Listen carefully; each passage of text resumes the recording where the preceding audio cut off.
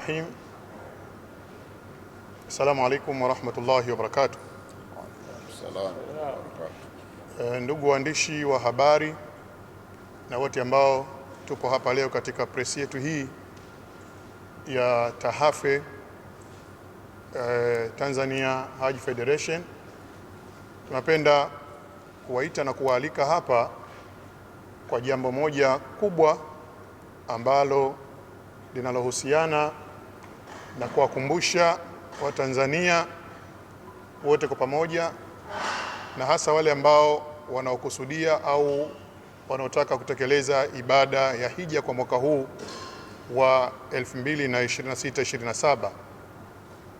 Tunatoa tangazo kwamba Mungu akipenda, itakapokuwa siku ya Jumapili, ambapo hapa katika ukumbi huu wa Lamada, Jumapili ya tarehe 16, na si kama awali ilivyopangwa kwamba tarehe 15, bali ni Jumapili ya tarehe 16, tutakuwa na kongamano ambalo litakuwa linazungumzia masuala tofauti ya mambo ya haji.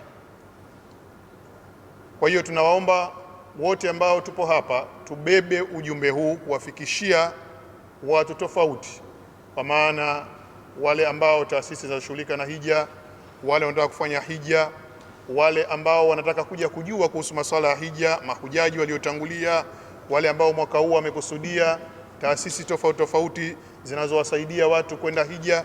Tunawaomba wafike katika kongamano letu hilo la Jumapili la tarehe 16 ili kupata maelekezo mbalimbali ambayo yatahusiana na masuala mazima ya haji ya mwaka huo. Yale ambayo yanayokwenda kuzungumzwa katika kongamano hili ni mambo makuu matatu. Swala la kwanza litazungumzwa utambulishwa na kujua watu wajue ibada ya hija ni nini, inafanyika vipi, inatekelezeka vipi, kama vile ambavyo dini yetu imeamrisha au imeelekeza.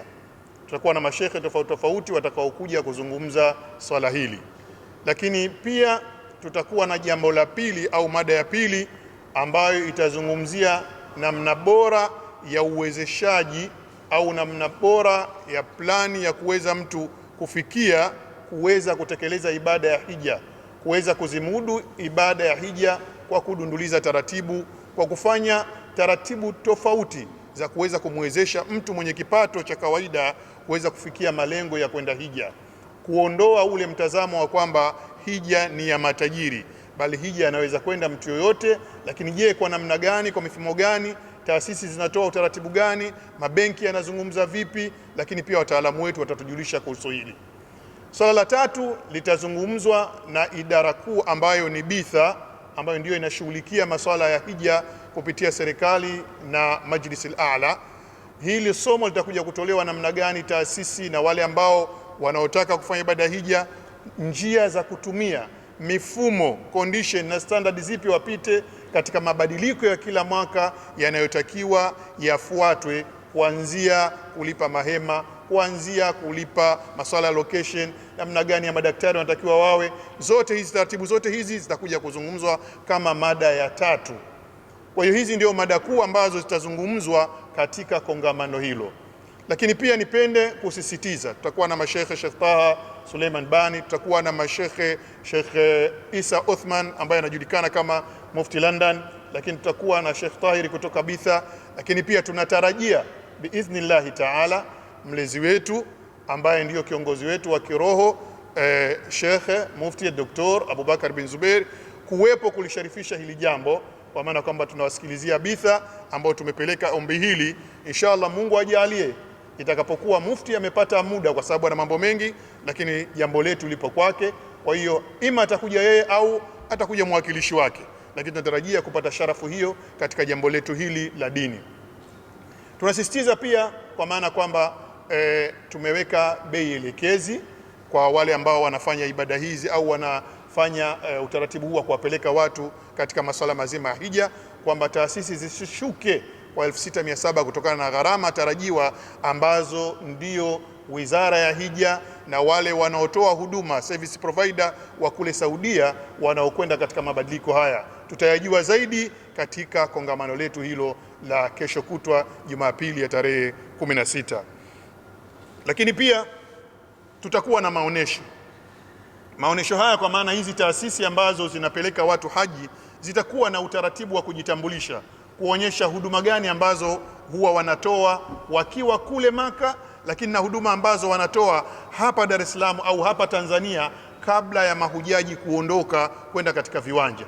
Kwa hiyo watakujulisha, fomu zetu ziko hivi, mashekhe wetu ni hawa, viongozi wetu ni hawa, tunatoa huduma hizi, tunagawa hichi kabla ya kwenda, tunatoa semina hizi. Haya maonyesho yatakuwa yapo nje katika kongamano hili. Baada ya kongamano tu kutakuwa na maonesho, kwa maana nje kutakuwa na mabanda, watu watakuja kupata taarifa za kila taasisi namna gani ambavyo wanataka kufanya au watafanya katika kutoa huduma hizi za hija.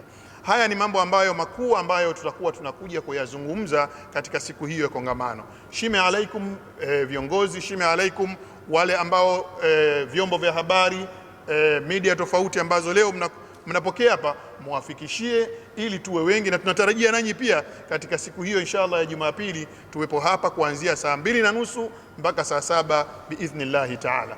Ni mimi ndugu yenu katika utumishi huu, naibu katibu Tahafe Muhammad Ali Mshangama kwa niaba ya mwenyekiti. Kwa hiyo napenda kuwasilisha hii, na inshallah kama kutakuwa na maswali yoyote au clarification yoyote tunahitaji au mnahitaji iwafikie watu tofauti, basi inshallah tunawakaribisha. Wabillahi tawfiq, wassalamu alaikum wa rahmatullahi wa barakatuh.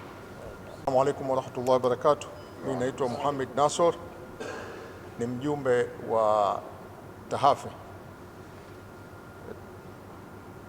Taasisi ambazo zimeruhusika mwaka huu kupeleka hija ni 19 ambazo zimesajiliwa na Tahafe na zimepitishwa pamoja na Betha Tanzania.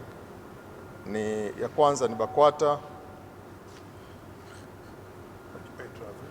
iTravel, Ajwa, Masjid Adil, M2 Travel, Siru, Hajj Trust, Rawda, Zamzam, Jamarat, Al-Husna, Peace Travel, Kidundo, Nur Path, Manasik, Noble Tours, Al-Hijra, Ahlu Dawa na Ahlu Bait.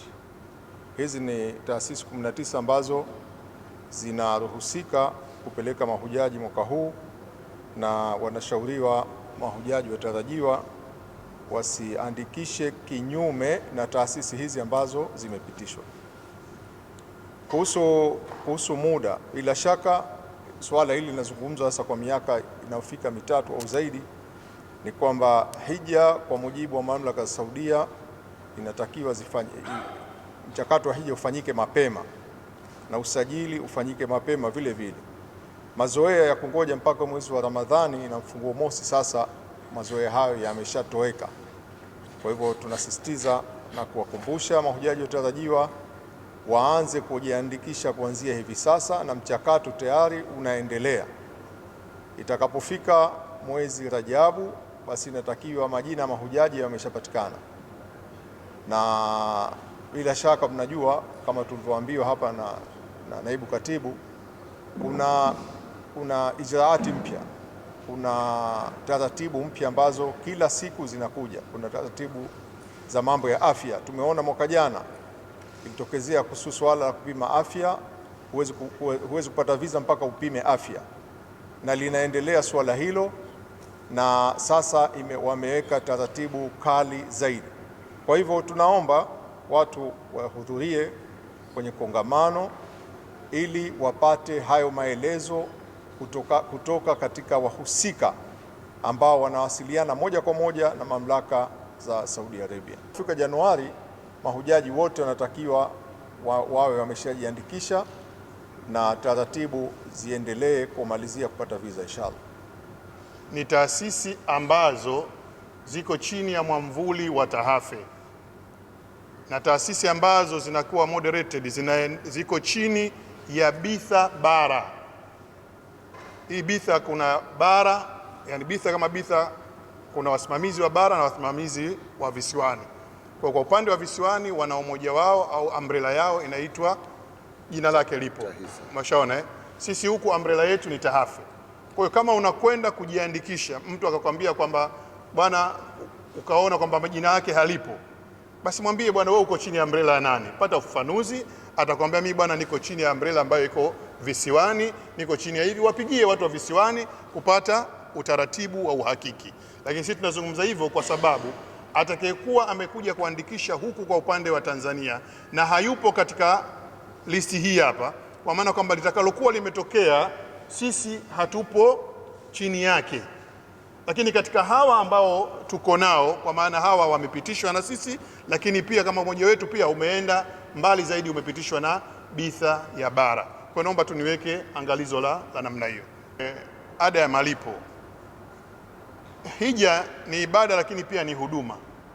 Kuna huduma ambazo ziko uniform, kwa maana wewe umelipa 8,000, umelipa 6,000, ukifika kule Saudia mkienda kwenye mahema wote mtakuwa sehemu moja, uwe umepita taasisi ya huko au taasisi ya huko. Lakini zipo huduma nyingine zinakuwa ziko tofauti, kwa maana hoteli, taasisi yangu mimi itakaa labda karibu, taasisi ya mwingine itakaa mbali. Chakula mimi nitatoa labda milo 2, mwenzangu atatoa 3. Kwa hizi ni huduma ambazo zinatofautiana taasisi kwa taasisi. Zipo huduma ambazo zinafanana. Mfano labda huduma ya ndege ni huduma tofauti, mwingine atapanda Emirates, mwingine atapanda labda Fly Dubai, mwingine atapanda hivi. Hizi ni huduma zinatofautiana na ndio maana bei zinatofautiana. Lakini kuna huduma mama ambazo lazima hizo wote mlipie kwa kiwango hicho. Na ndio maana katika kupiga mahesabu ya average kwa kawaida tukasema kwamba taasisi kama taasisi isiweke chini ya dola 6,700, kwa sababu tunatarajia kwa asilimia kubwa kutakuwa na tabu ya kuja kuwaumiza mahujaji. Yawezekana una facility zako, yawezekana una zile subsidies zako unazipata sehemu, lakini hizo sasa tuweze tukazijua. Tumeweka hiyo kutokana na yule mtu ambaye kwamba kwa kawaida anafanya huduma hizi moja kwa moja kwa kutegemea kwamba watu walipe ndio awapeleke. Kama una subsidies zako ukaweka 4,000, 5,000, hiyo si hatuwezi kujua. Kwa hiyo hii ni huduma ambayo ndio ni kiwango ambacho sisi tumekipendekeza. Kwa hiyo wapo watakaweka 6,700, wapo watakaweka 6,900, wapo watakaweka 7,000, wapo wengine wataweka mpaka 8,000. Itategemea nini ambacho atakuprovide katika huduma zake.